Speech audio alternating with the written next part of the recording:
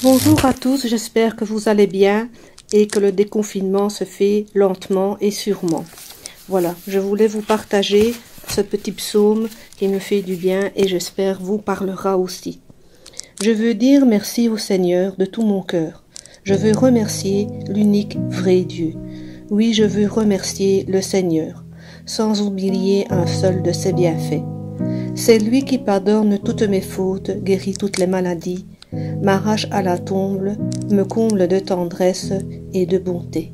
Que Dieu vous bénisse tous. Passez un bon dimanche et un bon début de semaine. Amen. Bisous à tous.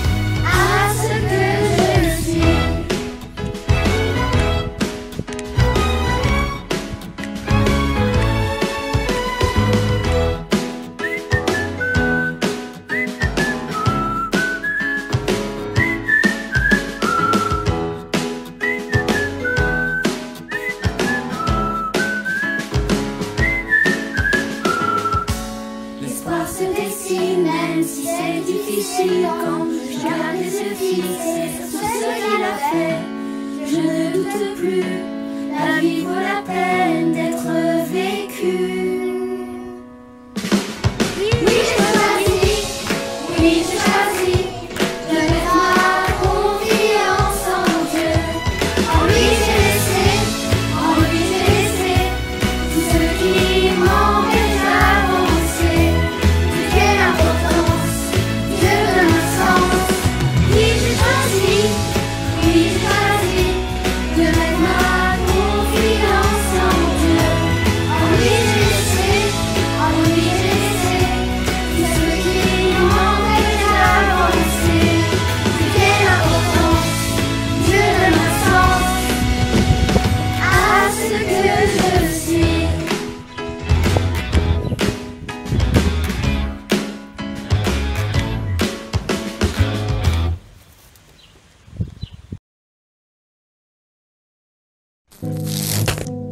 Bonjour tout le monde, voilà en fait je vous fais un petit message parce que Vincent m'a demandé de vous partager quelque chose qui me tenait à cœur par rapport au verset qui dit que Jésus a reçu tout pouvoir dans le ciel et sur la terre. Et en fait, c'est vrai que pour l'instant on est dans une période assez sombre où on se pose beaucoup de questions, où il semble qu'il y a beaucoup de choses qui sont complètement incontrôlables, beaucoup de doutes, d'incertitudes, de fatigue, de stress. Et en fait, par rapport à ça, je voulais faire un parallèle avec le fait que il y a un temps pour toute chose, pour le fait que on a l'impression parfois qu'on ne contrôle pas les choses, on passe par des saisons dans nos vies. Et je suis quelqu'un qui aime énormément la nature et qui aime regarder et observer. Et j'observe beaucoup, c'est les arbres, les oiseaux, voilà, à chaque fois que j'ai l'occasion de me poser et d'observer la nature, je le fais. Et donc, souvent, ben, mon cœur est disposé à entendre le Seigneur. Et ici, dans certains cas, je me fixe sur mon cerisier. On a un beau cerisier au fond du jardin et sur ce cerisier, chaque année on se demande s'il va reprendre parce qu'il a plus de 40 ans. Et donc j'observe tous ces moindres petits changements. Et c'est vrai que quand on le voit en hiver, on a toujours l'impression qu'il ne va pas renaître de ses cendres. Et à chaque fois, ben, il nous fait des belles surprises, il nous donne des bons fruits en été et il nous fait un super beau spectacle au printemps. Et en fait, je voulais juste vous encourager avec ça pour vous dire que Dieu contrôle les choses, Dieu contrôle nos saisons et il est au contrôle dans chaque saison de nos vies. Quand on passe par les périodes d'automne-hiver, où on est déprimé, où on est dans le deuil, parfois on est dans l'incertitude, dans l'angoisse, dans des choses qui nous dépassent complètement, Dieu reste au contrôle. Et effectivement, il a le pouvoir dans le ciel et sur la terre, il a le pouvoir dans nos vies aussi. Et je voulais juste vous encourager avec ça. N'ayez pas peur quand vous passez dans des périodes d'incompréhension totale, d'un manque de contrôle. Tant que vous gardez en vous que Dieu est au contrôle, à ce moment-là, les choses seront plus calmes dans vos tempêtes. Et je voulais juste vous partager un petit passage qui est dans Ecclésiaste, où il est dit: il y a un temps pour tout et un moment pour toute chose sous le ciel. Il y a un temps pour naître et pour mourir, et un temps pour planter, un temps pour arracher. Il y a aussi un passage qui dit qu'il y a un temps pour rire et pour pleurer, et un temps pour se lamenter, et un autre pour danser. Et alors je vais terminer avec un peu plus bas, parce que je ne vais pas tout lire, où il est dit que Dieu fait toutes choses belles en son temps. Et je voulais juste vous partager ça. Le jour où on n'arrivait pas à avoir d'enfants, pendant plusieurs années, ce fut très très long. Là, on a vraiment eu un très très long hiver quand on ne comprenait pas pourquoi. Et qu'on voyait tout le monde qui fleurissait autour de nous, parce qu'on était dans des âges où tout le monde faisait des enfants autour de nous, et qu'on avait envie de dire à Dieu: oh, tu nous oublies pas là. En fait, il m'avait dit qu'il était au contrôle, et on avait attendu le contrôle de Dieu. Mais Dieu fait toutes choses belles en son temps. Et ça, c'est la petite anecdote, c'est qu'en fait, sans le savoir, qu'un jour j'allais tomber amoureuse d'un cerisier. La première photo qu'on a fait faire du petit, donc de notre premier chez le photographe, c'est le petit entouré de cerises. On avait mis toutes des petites cerises autour de lui, et on avait fait mettre le verset qui dit: Dieu fait toutes choses belles en son temps. Et donc voilà, je voulais vraiment vous encourager avec ça, vous dire que oui, Dieu fait toutes belles choses en son temps, même si on passe par des épreuves, même si on ne pourrait pas de toute façon profiter du soleil de l'été et de la joie du printemps, des beautés du printemps, si on ne passait pas par des périodes où il fait froid, où il fait sombre, où on a envie de pleurer. On a besoin de toutes ces périodes-là pour être formé aussi. Et je pense qu'il faut être attentif à la beauté de Dieu dans chaque étape de nos vies. Et voilà, je voulais juste vous encourager avec ça, et j'espère que ça vous fera réfléchir et que ça sèmera quelque chose dans vos cœurs pour que après, plus tard, il y ait de belles fleurs et de bons fruits qui sortent de vos cœurs. Voilà, gros bisous. Cher Théophile, dans mon premier livre, j'ai raconté tout ce que Jésus a fait et enseigné dès le début jusqu'au jour où il fut enlevé au ciel. Auparavant, il avait donné ses instructions par l'Esprit Saint à ceux qu'il avait choisis comme apôtres. En effet, après avoir souffert jusqu'à la mort, c'est à eux qu'il se montra en leur prouvant de bien des manières qu'il était vivant. Pendant 40 jours, il leur apparut et leur parla du règne de Dieu.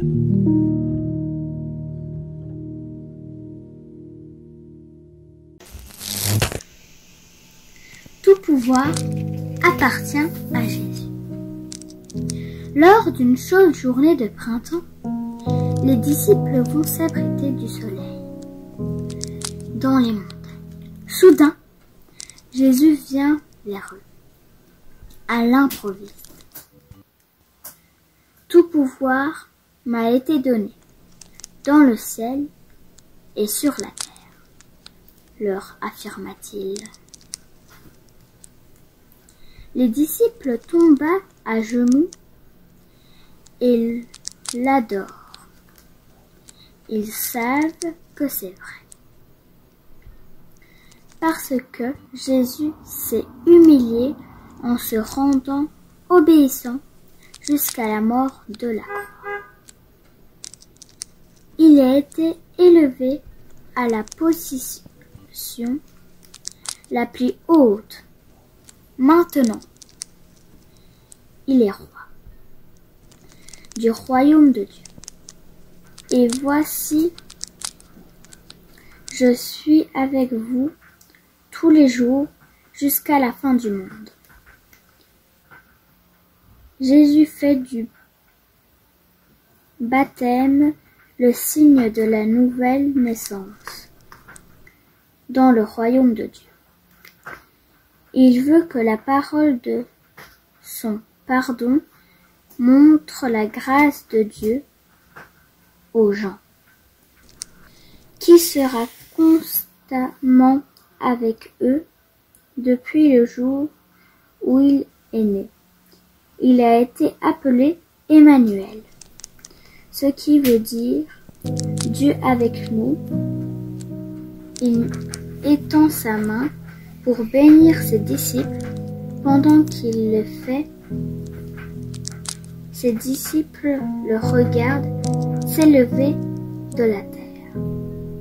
Il continue à les bénir jusqu'à ce qu'ils disparaissent dans les nuages.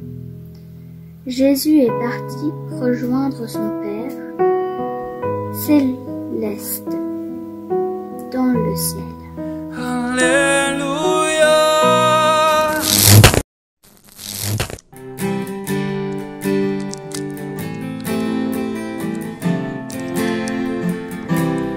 Désirons, Seigneur, une seule chose en tout temps, alors que nous chantons, viens transformer nos vies.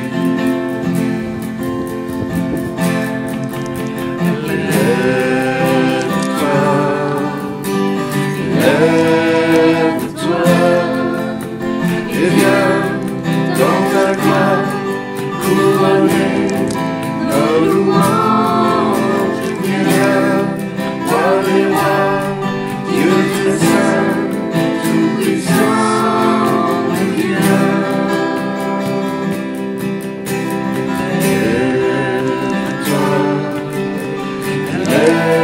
Lève-toi, et viens dans ta gloire couronner nos louanges. Viens, roi des rois, Dieu très saint, tout-puissant, viens.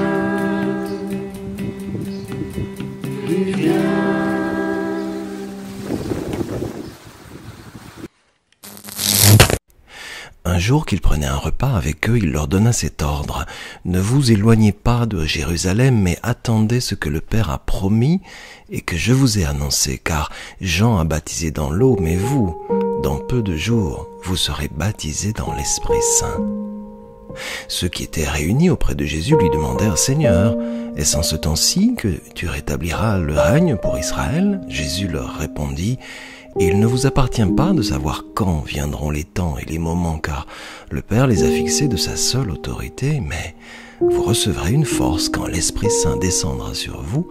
Vous serez alors mes témoins à Jérusalem, dans toute la Judée et la Samarie et jusqu'au bout du monde. »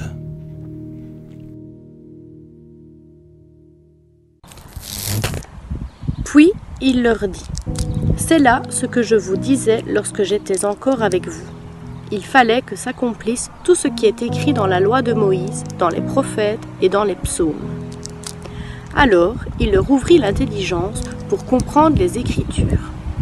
Et il leur dit : « Ainsi il est écrit que le Christ souffrirait, qu'il ressusciterait d'entre les morts le 3e jour, et que la repentance en vue du pardon des péchés serait prêchée en son nom dans toutes les nations, à commencer par Jérusalem.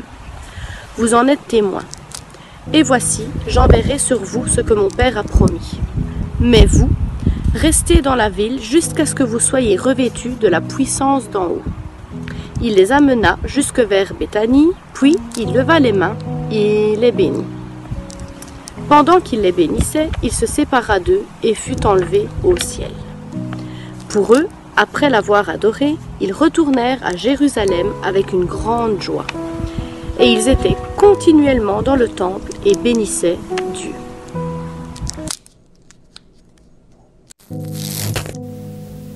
Chers frères et sœurs, j'espère que vous allez bien. Je suis heureux de vous retrouver ce matin réunis autour de la parole de Dieu par ces moyens techniques qui nous sont donnés. Que la grâce et la paix vous soient données de la part de notre Seigneur Jésus-Christ. Alors que nos églises sont encore fermées et nous n'avons toujours pas le droit de nous réunir, comme nous en avions l'habitude juste avant le confinement, une idée fait néanmoins son chemin pour envisager une reprise du culte en temps réel ou en vidéo, conférence. Nous y pensons et nous reviendrons vers vous dès que possible.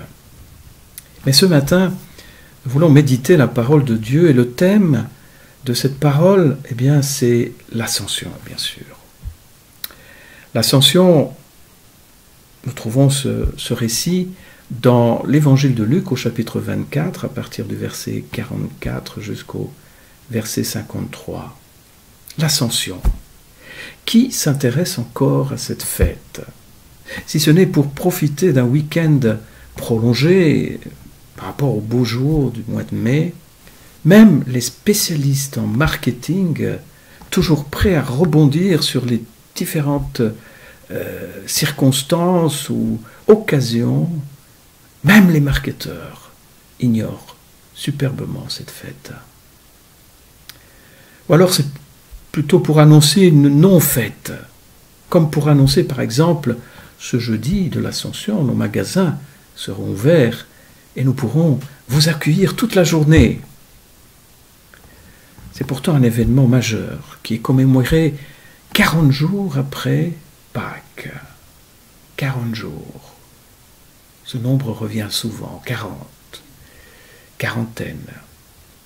Quel est donc le sens de cette fête? Que fêtons-nous à l'Ascension? Eh bien, disons que c'est une fête plutôt engageante pour les chrétiens. Le tout dernier texte de l'Évangile, selon Luc, est l'un des plus stimulants de l'ensemble du récit de l'Ascension. Nous trouvons dans ce récit un double mouvement. Jésus monte au ciel, c'est l'Ascension, et les disciples sont envoyés en mission vers les nations. La mission, l'Ascension. L'Ascension de Jésus est absolument essentielle pour notre vie quotidienne. En effet, Jésus est monté au ciel pour donner un nouvel élan à notre existence terrestre. Si notre vie sur terre a un sens aujourd'hui, eh bien c'est parce que Jésus, lui, n'y est plus. Cette affirmation peut un peu nous surprendre, mais c'est la réalité. Jésus est monté au ciel et désormais il est assis à la droite du Père pour régner pour l'éternité. Le mouvement de Jésus vers le ciel produit dans notre vie un mouvement vers une mission précise, vers une tâche extraordinaire qui nous a été confiée en tant que disciples de Jésus-Christ. Cet élan est soutenu par un ensemble de forces qui s'unissent pour nous pousser vers l'avant dans une direction précise. La première de ces forces est une nouvelle mission. Avant son ascension, Jésus donne une nouvelle mission à ses disciples. Au verset 48, nous lisons « Vous êtes les témoins de cet événement ». Mais de quel événement? De quels événements? Eh bien, les événements de la vie de Jésus, de ses souffrances, de sa résurrection, de son message. Certes, les premiers disciples, en particulier les apôtres, ont joué un rôle unique dans l'histoire, car eux seuls ont vu Jésus ressuscité en chair et en os. Et pourtant, 2000 ans plus tard, la mission reste pratiquement la même pour les disciples de Jésus que nous sommes aujourd'hui. Le témoignage des apôtres a été inscrit une fois pour toutes dans l'Écriture. Alors pourquoi est-il encore besoin de témoigner aujourd'hui? Eh bien pour déclarer haut et fort que le témoignage des apôtres est véritable et que ce qu'ils ont écrit dans la Bible a transformé ma vie et la tienne. Jésus est vivant parce qu'il est la seule explication possible du changement de vie que j'ai expérimenté. Depuis ma rencontre avec lui, je n'ai plus les mêmes aspirations, les mêmes objectifs. Ils ont changé. Je ne suis plus autant dominé par l'égoïsme. Mes relations se sont adoucies. J'arrive à maîtriser ma colère. Oh, même si parfois, n'est-ce pas? Mes mauvaises habitudes ont commencé à disparaître depuis. Et plus je connais Jésus intimement, plus elles perdent leur emprise sur moi. J'ai une paix intérieure que je n'avais pas auparavant, parce que je me sens pardonné par Jésus. Comment expliquer tout cela? Eh bien, je connais une seule explication plausible. Jésus est vivant et il règne depuis le ciel, ce qui lui permet d'orienter aussi le cours de mon existence, de notre existence, de nos existences, frères et sœurs. Nous n'avons peut-être pas vu Jésus en chair et en os, mais nous l'avons vu agir dans nos vies, en nous. Et j'espère que vous pouvez répondre amen à cette déclaration, que chacun peut répondre amen. Un témoin, c'est tout simplement quelqu'un qui a vu et qui dit. C'est la plus belle des missions. En effet, cette mission nous oblige à nous rappeler constamment ce que Jésus a fait pour nous. Lorsque nous osons en parler, nous revivons la joie de notre première rencontre avec lui.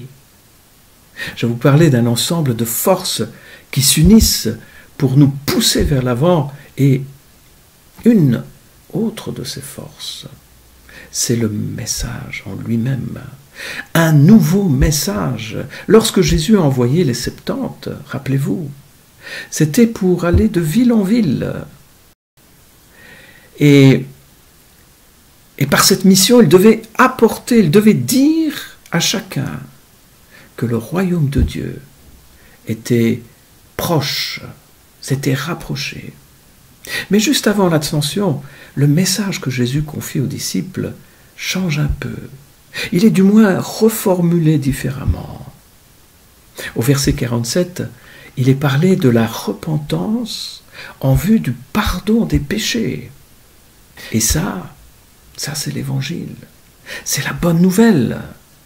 Ce message est pour nous une force qui donne envie de témoigner. Il est parfois difficile d'annoncer une mauvaise nouvelle, mais nous sommes porteurs, frères et sœurs, d'une bonne nouvelle, d'une nouvelle extraordinaire. Qu'est-ce que la repentance? Eh bien, la repentance, c'est un changement de vie au plus profond. Se repentir, c'est reconnaître son péché avec tristesse, y renoncer et s'engager sincèrement à l'abandonner pour suivre Christ. C'est en quelque sorte faire demi-tour, un virage à 180 degrés. Parfois, nous entendons des évangiles un peu à l'eau de rose, du genre « Oh, Jésus t'aime, il veut régler tous tes problèmes, veux-tu l'accepter ?» Oui, mais on oublie alors de parler de repentance, ce qui est pourtant une partie essentielle de la réponse attendue par l'Évangile. Certes, le salut est gratuit, mais se repentir en vue d'être pardonné, c'est notre vraie réponse au salut. En fait, dans la Bible, foi et repentance sont les deux faces d'une même pièce, et on ne peut les séparer. Il est impossible de vraiment croire en Jésus sans que cela change notre vie. C'est la raison pour laquelle Jésus peut résumer l'appel de l'Évangile en un mot: repentance. La bonne nouvelle est un appel à la repentance, à se détourner de son ancienne façon de vivre et à marcher d'une nouvelle manière avec Jésus. Cet Évangile nous donne de nouvelles ressources, de nouveaux moyens. Au verset 46, Jésus dit: « Ainsi, il est écrit que le Christ souffrirait, qu'il ressusciterait d'entre les morts le 3e jour, et que la repentance en vue du pardon des péchés serait prêchée en son nom, et toutes les nations, à commencer par Jérusalem. » Jésus affirme que l'histoire a une trajectoire divine. Elle progresse dans une direction précise, une direction qui est établie, tracée par Dieu. Cette trajectoire est inscrite dans l'Ancien Testament. Il est écrit, que ce soit dans la loi de Moïse, dans la loi que nous trouvons à travers les prophètes, les prophéties, les psaumes, qui sont des références par rapport à cette parole, dans l'Ancien Testament. Ce sont des événements incontournables, les souffrances du Messie, la résurrection et l'annonce de la repentance à toutes les nations. Au moment où Jésus s'adresse aux disciples, les 2 premiers événements sont accomplis: les souffrances, la mort avec la résurrection. Le 3e est sur le point de se réaliser: l'annonce de la repentance. Or, l'annonce de l'Évangile aux nations, c'est l'accomplissement de la trajectoire divine déjà annoncée dans l'Ancien Testament. Et cette annonce de la bonne nouvelle aux nations, cette vague d'amour, depuis l'ascension de Jésus, elle s'est mise en route pour rejoindre tous les peuples, toutes les cultures, toutes les nations. Parce que Jésus est le Seigneur des Seigneurs. Il est le Seigneur de tous. Et cette vague ne fera qu'augmenter de volume et continuera jusqu'à la fin de l'histoire, jusqu'au retour de Christ. Il est dit au verset 47 que la repentance serait prêchée en son nom, le nom de Jésus. C'est toute l'autorité du Messie qui est élevée au ciel. Jésus nous envoie avec une autorité qui ne dépend pas de nous, qui ne dépend pas de notre personnalité, qui ne dépend pas, qui n'est pas fondée sur nos dons, sur nos talents, nos capacités. C'est l'autorité de son nom. Son nom est tout-puissant. Et par ce nom s'accomplissent toutes les voies de Dieu. Et puis nous avons aussi une autre ressource qui s'ajoute pour nous. Et cette autre ressource, eh bien, c'est l'Esprit Saint, l'Esprit promis, ou la puissance d'en haut, comme dit ce texte. Au verset 49, il est écrit « Et voici, j'enverrai sur vous ce que mon Père a promis. Mais vous, restez dans la ville, jusqu'à ce que vous soyez revêtus de la puissance d'en haut. » Ce que le Père avait promis, c'est la venue de l'Esprit à la Pentecôte. Nous qui sommes disciples de Jésus, nous avons reçu l'Esprit lors de notre conversion. Et quand nous témoignons, eh bien nous ne sommes pas seuls, nous ne sommes plus seuls. L'Esprit nous donne les mots. Et nous sommes revêtus d'une façon particulière, d'une puissance. Et cette puissance, elle vient d'en haut. Frères et sœurs, son Esprit est disponible à chaque instant pour être renouvelé, toujours, abondamment. Alors pourquoi hésiter à ouvrir la bouche? Pourquoi hésiter à témoigner? La puissance de Dieu est avec nous. Et puis il y a la bénédiction de Jésus aussi. Au verset 50, nous lisons « Jésus emmène les disciples jusque Béthanie, puis il leva les mains et les bénit. » C'est la bénédiction de Jésus.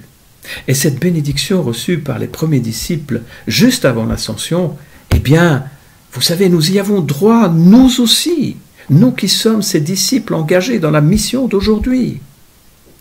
Oh, soyons réalistes, la mission n'est pas facile. Certains doivent même y laisser la vie. Mais l'engagement dans le témoignage, quel que soit notre âge et notre occupation, c'est le fruit de la bénédiction de Jésus dans notre vie. Il nous protégera, il nous dirigera. Rien ne pourra nous arriver qui ne soit permis par son autorité souveraine. Et puis peut-être encore une dernière force qu'il nous donne. C'est une nouvelle attitude. Du verset 51 au verset 53, nous lisons « Pendant qu'il les bénissait, il se sépara d'eux et fut enlevé au ciel. Pour eux, après l'avoir adoré, ils retournèrent à Jérusalem avec une grande joie. Et ils étaient continuellement dans le temple et bénissaient Dieu. » Le verset 52 contient une expression qui n'est pas si banale. Après l'avoir adoré.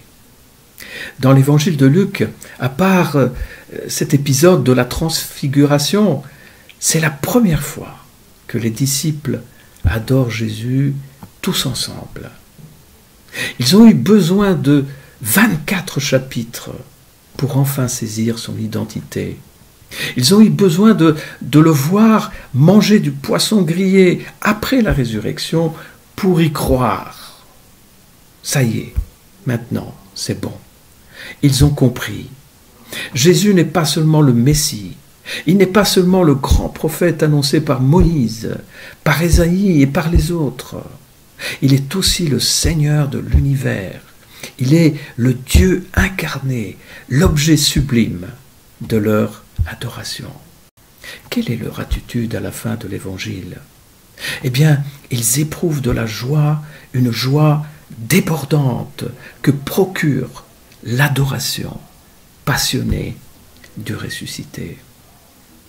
Une adoration joyeuse, c'est la foi, la cause de notre évangélisation et son résultat en même temps. Quand je suis rempli de cette joie provenant de l'Esprit, j'ai envie de parler de Christ. Et lorsque cette joie me fait défaut, eh bien je peux chercher une occasion de témoigner. Et aussitôt, la flamme de ma joie est alors ranimée. En conclusion, frères et sœurs, par le souvenir de l'Ascension, Jésus nous donne un élan nouveau. Il nous demande de lever les yeux pour contempler sa souveraineté à la droite du Père. Par son ascension, Jésus nous transmet une quadruple force. Il nous donne une mission unique, être ses témoins aujourd'hui. Il nous confie un message bienfaisant, la bonne nouvelle de l'Évangile. Il nous procure des ressources immenses, une vague invincible, le nom de Jésus, l'Esprit de Dieu et la bénédiction de Jésus. Il nous transmet une joie que les mots ne peuvent exprimer, une joie indicible. Alors, ne passons pas à côté de l'ascension de Jésus. Soyons ses témoins sur terre, encore aujourd'hui. Recevons cette parole ce matin. Soyez bénis, soyons bénis tous ensemble. Que Dieu nous conduise et nous garde. Amen.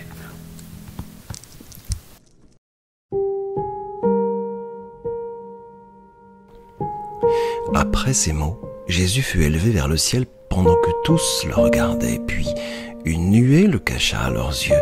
Ils avaient encore les regards fixés vers le ciel où Jésus s'en allait quand deux hommes habillés en blanc se trouvèrent près d'eux et leur dirent Gens de la Galilée, pourquoi restez-vous là à regarder le ciel? Ce Jésus qui vous a été enlevé pour aller au ciel reviendra de la même manière que vous l'avez vu s'en aller.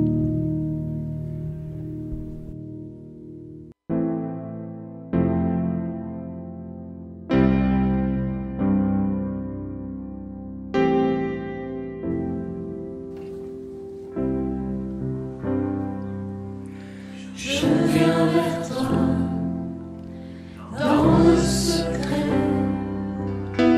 en ta présence, je veux rester.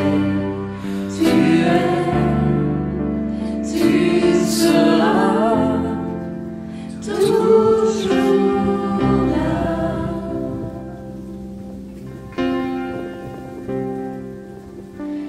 Tout contre toi.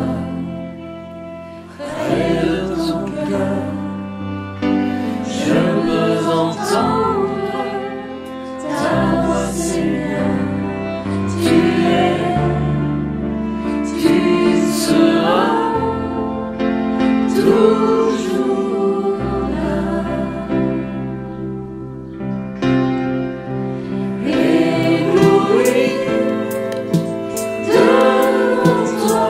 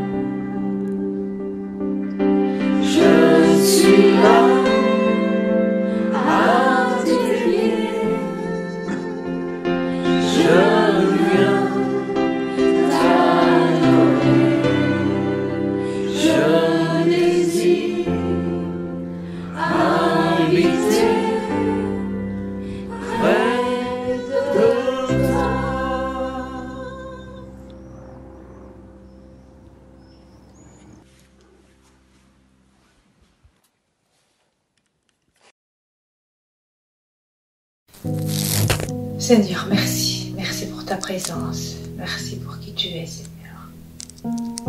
Merci de nous promettre que tu seras toujours là à chaque instant, Seigneur, de notre vie, Seigneur. Malgré que nous vivons des moments pas très faciles, Seigneur, pour l'instant, avec cette maladie, on sait que toi tu es là, car tu es notre force et notre espoir. Tu es notre rocher, Seigneur. On nous parle de vaccin, mais pour nous c'est toi notre vaccin. C'est toi notre protecteur. Je te remercie, Seigneur. Je te remercie de nous promettre que tu seras toujours là, que tu es notre pouvoir, Seigneur. Tu pourras abattre même des montagnes, Seigneur, car tu nous l'as promis. Merci, Seigneur, pour tout ce que tu nous donnes chaque jour, Seigneur. Pour tous mes frères et mes sœurs, Seigneur. On ne se voit pas, Seigneur, mais par des petits mots, par des petites phrases, par des petites images, par des petites photos. On se rassemble, Seigneur, mais c'est grâce à toi. Car on peut se rassembler en ton nom, Seigneur. Tu peux nous réunir, Seigneur. Par là, nous voyons que tu es la puissance, Seigneur. La puissance sur toutes choses. Seigneur, merci. Merci de nous accompagner. Merci d'être là, Seigneur. Merci par ton amour infini. À chaque moment de la vie, Seigneur, on te sent, on te voit. Pardonne-nous, Seigneur, si parfois on n'est pas toujours là, Seigneur, et on ne t'entend pas. Nous venons passer des moments pas très faciles dans ce confinement, mais on savait que toi, tu étais là. On l'a vu par des passages bibliques, Seigneur, par des chants, par des témoignages, Seigneur, ou par des petits moments de la vie, Seigneur. Déjà le fait qu'aujourd'hui on est encore là, Seigneur, à t'entendre, à t'écouter, à pouvoir se voir chacun entre nous, entre nos frères et nos sœurs, Seigneur. Par là, je te remercie. Et je te remercie de nous donner cette espérance, Seigneur, que tu seras toujours là pour nous. Merci, mon Dieu. Amen.